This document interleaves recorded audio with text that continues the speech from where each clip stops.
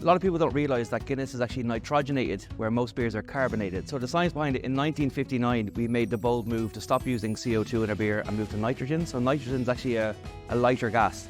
So the issue with nitrogen is it takes longer for the beer, the bubbles to get through the beer, whereas your CO2 goes quite quickly, nitrogen takes a little bit longer. Now the byproduct of that is, you get that lovely creamy smooth texture, which makes Guinness iconic.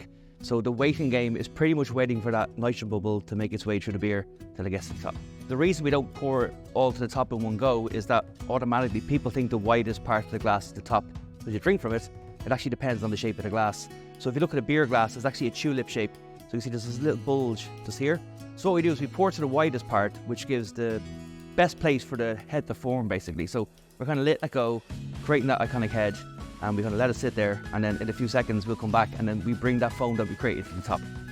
If you fill it to the top in one go, the issue is that you've probably too much gas in and you have a chance of an overspill, which we don't want, that kind of bleed.